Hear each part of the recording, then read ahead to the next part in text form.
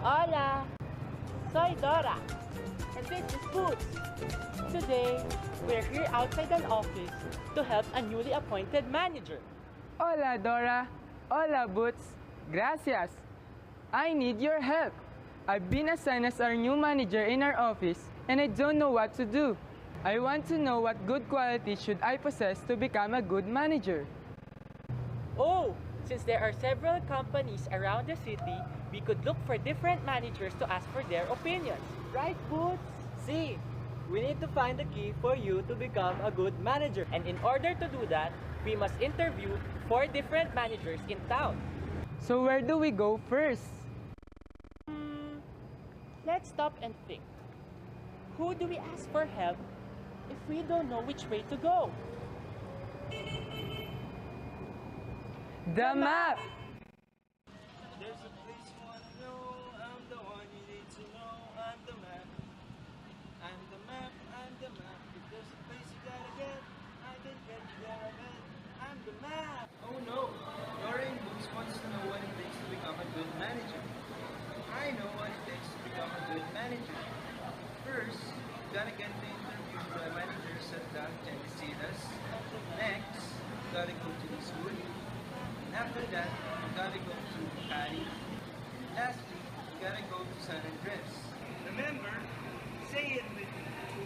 Gatacelo, Eastwood, Cali, San Andres.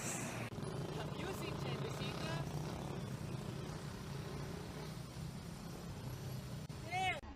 Hola.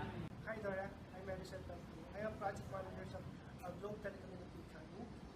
My expertise in these two functions is project communication and implementation of the project. As a project manager, I've been for 11 years in the Globe Telecommunication. Especially, it's different functions. We do have different strategy. For me, really, when I'm handling people in that organization or in my team, I ask them to do your job, do everything as long as walang puputok sa project. I'm okay with it. Kung managing people, pikon na ako when it comes to sa mga employees na natigas ako. And then, bad trip ako sa mga employees or sa mga tao ko na they don't have sense of accountability. Parang basta ako dahil, wala na, tapos na. When it comes on improvements in my positions as a project manager or as a manager of this organization, the template. Because comes on the person. Bikon ako sa mga tao ko na hindi ka sa ulo, pasaway, hindi nagsasabi ng report on time. Because doon that information or that report, yung mga pinibigyan din ako information sa the 2 items is my part, the planning. When it comes from the planning perspective, I'm making sure na everything is in place. The stakeholder, who's the right person to talk to, who are the involved persons. And then, organizing of the project management when it comes to scoping of the project and execution. I have to make sure that everything would be in track. On track tayo sa scope of work, on track tayo sa mga dapat gawin. For me, motivation is basically recommendations to my team. Example, someone is finish the project on time, although sa person. So, kaya na 3 days ahead siya sa timeline niya. I gave them a recommendation. I brought kasi to the top management and the stakeholder. Hey guys, these guys do his job, do your job to make it successful, to make it on time. For me, no. Kailangan perfecto isang team. Diba? So, may team na gulo, may team na galit sa boss. Hindi natin may iwasan yan. Sabi nga di ba nila, sa isang pamilya, meron siyang black sheep. Isa din talaga nagsasaksa. Ako ginagawa mo, I used to talk one-on-one. Ayaw, kasi ako yung type ng tao na pag may kasalanan siya, bubulot siya. Sa cluster meeting, make sure na hindi siya papaya sa police niya, hindi siya mawawalan ng self-esteem. At the same time, I do encourage the people or the person to much better yung sa ginawa. Kasi hindi naman lahat out-of-touch. Hindi naman lahat ng trabaho. For me, patient at the same time,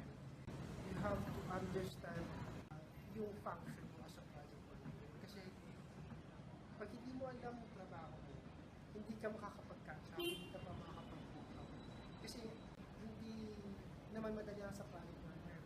So, mahirap yung function. Yan, ang dami niyang responsibility na how to do it. For me, dapat as a project manager, you have to focus to your job at the same time. If hindi mo na kaya, you only have to do is talk to your bosses. Kasi, project manager ka, for sure may tao ka, may boss na rin. You have to talk to your boss, talk to your colleagues, guys, hindi kita maganda without you. So, you have to collaborate, you have to align with people around the organization. Kasi, hindi mo makikita isang objective pag wala kayong collaborations. Okay? So, this is the fragment that helps you to be a successful project manager or a manager in the future. Good luck!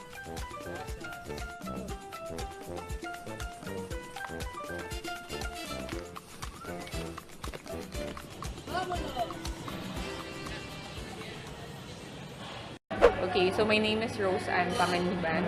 I'm currently the ISG manager in Tech Mahindra. ISG stands for Information Security Group. So basically right now, I'm an individual contributor. But before I assumed the position, I handled teams when I was still part of operations and quality. So I started working in the BPO company or in the BPO industry since I graduated. So that was in 2011. I started managing a team way back in 2012. That would make, what, almost 5 years. My management style, I encourage open door policy. Open door meaning I let my people come to me. I don't want them thinking of there is some kind of a wall. I encourage them coming to me, approaching if they have issues, concerns, or anything related to work.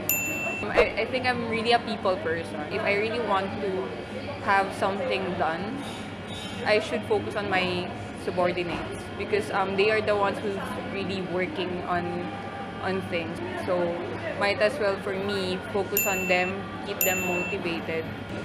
So meaning my weakness would be sometimes there are times that you have this confusion between a manager and being a friend. I don't really see that as a weakness, but then it can be, especially when you're deciding. Sometimes they request for leaves, right? Or anything that might be beneficial for them. And sometimes it's hard to say no. When I realize that it has been happening, that I'm being too personal, I don't add them on social media. Even my boss, I don't add my bosses on social media because you just have to have that part of you that is private and just trying to minimize the times that you're having conversation that are just too personal or that is not related to work. I encourage work-life balance. So that's, I think, one of the most important things that you have to do with your team because if your employees would just think that coming to office would just spend 8 to 9 hours working and then even after shift you would ask something from them to do work, it would just make them, too stressed out. Also, give appreciation, even if it's just a tap on the back, give it to them if they deserve it. I really think it's leading because planning, organizing, controlling, it won't be successful if you don't know how to lead. And that is the most critical one. So I would say that's my forte. Just be objective. Because when it comes to discipline, you try not to be biased, right? So give them numbers, give them facts when you are dealing with consequence management. For example, if you're dealing with attendance issues, make sure to provide them dates, when did it happen, what was the reason why and all. So that's the best way for them to understand where you're coming from. Actually, I don't believe that dream team exists, especially if you're just forming your team. All of us are imperfect, right? You just have to know how to deal with these people, adapt to them, and then bring out what's their strength and make each of them shine. My key learning would be really loving your people because it's quite hard making a project successful if you don't drive your people. So your people should look up to you. So whatever you try to ask them to do, make sure that you also know how to do it. For my co-managers, I would say walk the talk. If you want something to be done, make sure you know how to do it. If you don't want something to be done, make sure you also don't do it. So I think that's how people will also look up to you. And I hope you'll be a successful manager too in the future. Make sure to finish your studies. So here's a fragment of the key. Where are we going? To Makati, where are we going? To Makati, where are we going? I'm Carmelita Motus. I am the project manager for Albeo and working under Amicasa Process Solution, a subsidiary of Ayala Land. Okay. I'm already 3 years as a project manager. And then, I used to be a customer service head. Bali ako, I let my staff decide. Hindi ako yung tipo na ako yung nagsasabi kung ano yung mga dapat nilang gawin. Binibigay ko lang yung mga lead answers, but hindi ko na yung sinasabi kung ano mismo yung answer. Parang tinuturuan ko sila na mag-decide by their own. Ang sabi nga nila sa management, don't tell me about the labor pains, just give me the baby. Gawin ninyo kung ano mga dapat gawin. Basta ang bottom line natin is ma-deliver nyo kung ano in-expect sa atin ng management. So weaknesses siguro is yung being unorganized. Kasi minsan sa dami ng meeting, hindi ko sila talaga nami-meet o napaplan ng maayos yung mga dapat namin gawin. And sa strength nga, siguro the leadership. Kasi sa mga comments naman na naririnig ko from my staff, okay naman sila dun sa leadership style ko. Oo, sabi ko nga kanina, ang kulang talaga is yung sa planning at saka yung organizing, yung pag-organize ng mga bagay-bagay. I used to have so many meetings, pero I make it a point na may meeting ako sa kanila at least once a week para lang kung kumusta na ba yung mga day-to-day operation, kung ano may mga pwede natin i-improve. I can say it's the leading and controlling. Kasi I can lead them kahit na wala ako dun sa office. Nabibigyan ko sila ng mga instructions at nadi-deliver nila. At the same time, controlling kasi even if sila mismo yung gumagawa ng mga tasks, hindi nawawala yung double checking ko. Nandun pa rin kami within the boundary kung ano man yung mga dapat naming i-deliver. Siyempre, kapag kami nagagawa silang mga magandang mga bagay, make it a point na nilalapitan ko sila para at least i-congratulate, top of the back ba yung ang galing. Minsan kasi yung mga simpleng mga bagay na yon, malaking bagay kasi yun sa mga empleyado. Basta simpleng appreciation nung kanilang nagawa, okay na yun sa kanila. At the same time, syempre, minsan, pakain sa group. I'm giving them lagi ng first chance. Kumbaga, everyone naman kasi nagkakamali. Kaya sa unang pagkakamali, verbal lang ang aking sa kanila. Kinocall ko lang yung attention nila. Pero hindi to the point na parang matatakot agad sila. Pero the second time na ginawa nila at same offense, pwede na sila makatanggap ng memo from HR. I don't think na nag-exist ang dream team. Kasi every team naman merong kahinaan. It's a natural thing na merong mahina. Meron dapat i-improve. Kasi kung nandun na lahat talaga yung best sa team na yon, hindi na sila mag-strive na mag-improve pa. Siguro, nandun pa tayo sa level na nasa rank and file pa tayo. Lahat nung natutunan natin kasi doon, o natututunan natin, lagi natin isipin na somehow, somewhere, magagamit natin yan kapag medyo umakyat na tayo sa ladder. Lalo na kung nanggaling tayo from rank and file, alam mo yung process. Siguro, yung mga medyo matagal na managers, yung mga old ways ng pagiging manager, baka pwede na nilang i-unlearn. Kasi diba, meron tayong sinasabing we have to unlearn, we have to learn something good.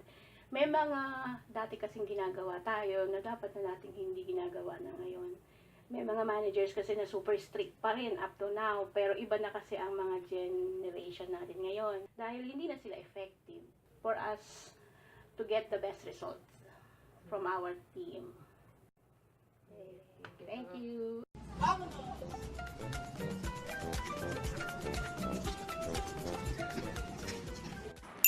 Robert Dillera, position Corporate Secretary, Field of Expertise, Aircon Service Installation. Ako, 7 years since 2010, pero yung company na GT Service since 1987.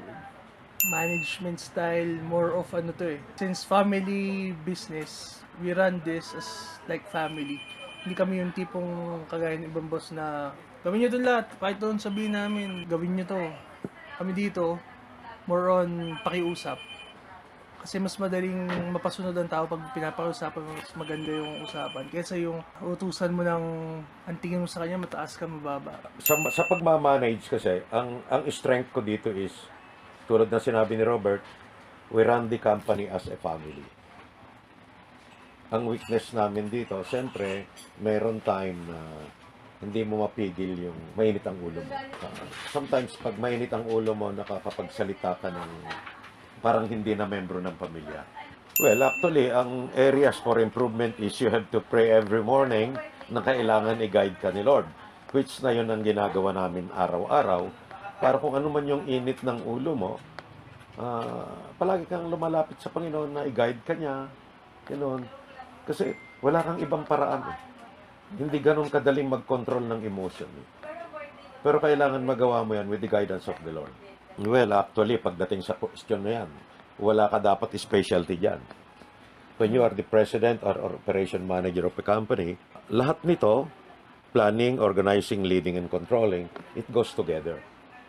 Hindi pwede na nagpaplano ko lang, iba yung nagpapa-enforce, iba yung gano'n. Kasi, as Robert told you, na we run this as a family. Diba, usually, ang motivation, ang sinasabi dyan, paano mo motivate, pera lang ba? Minsan kasi, ang tao, bukod sa pera, mas mamomotivate sila pag binibigyan mo sila ng tiwala. Pag pinagkatiwalaan mo ang tao, technicians, staff, mas mamomotivate sila, kakatiwalaan ako ng company. Gagawin ko yung tama, gagawin ko yung best ko para sa company. Kaya sa pag pera lang, kasi pag wala kang pera maibigay, hindi sila mamotivate. Wala naman pera ang makukuha eh. Hindi na sila kikilos. Kumbaga, magiging pera-pera na lang. There are times na nagsususpindi ako, pero usually is sinasabi na huwag mo nang gagawin ulit. Sayang ang tiwala namin sa iyo. Ang parusa sa amin is makakarinig ka lang ng salita. Yes. Kasi palagi akong may dream team eh. Anytime na may tumawag, ano man ang problema darating, go sila. We do not call them dream team, we call them backup team. Sila yung nandyan na pinagkakatiwalaan mo, andyan yung kahit wala kami lahat dito, gumagalaw yung mga team na yun. Failure. Pag nasa baba ka, lahat matututunan mo. Lahat. Pag bumagsak kayo, lahat matututunan mo. Paano aangat, paano mo susubukan pumanik uli. Yan, pag nagsimula ka sa successful, pag bigla kang bumagsak, doon mo malalaman lahat. Kumbaga kung paano ka babangon, doon mo makakita yung character ng bawat isa sa company mo, mula sa management, sa technician. Kung mag-aspire ka as a manager dito sa klaseng business na ito, this is a service business, kailangan huwag kang magmamalaki. Mag-umpisa ka sa baba. Join the group.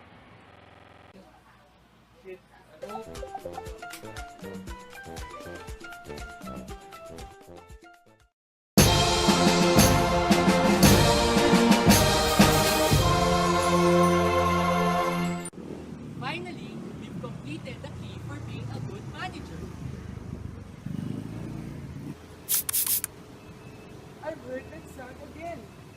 Oh, that sounds a bad manager's swiper. Have you seen the swiper? He's so fast. Maybe he's trying to swipe something. Maybe he's here to steal the key and influence our friend. A manager must be the boss. A manager must give his word to all his staff. A manager can leave the office any time of the day. No! Don't listen to him. We must not let him get the key. Bad manager no swiping. Bad manager no swiping. Bad manager no swiping. Oh, man! We did it! Ta-da! We did it! We did it! We did it! My favorite part of the story was when the manager completed all the fragments. How about you? What was your favorite part of the story? I like that too. How about you, Boots? My favorite part of the story is when we traveled to different places. We had lots of fun. How about you, Mr. Good Manager? My favorite part of the story is when we stopped Swiper from getting the key to being a good manager. Gracias!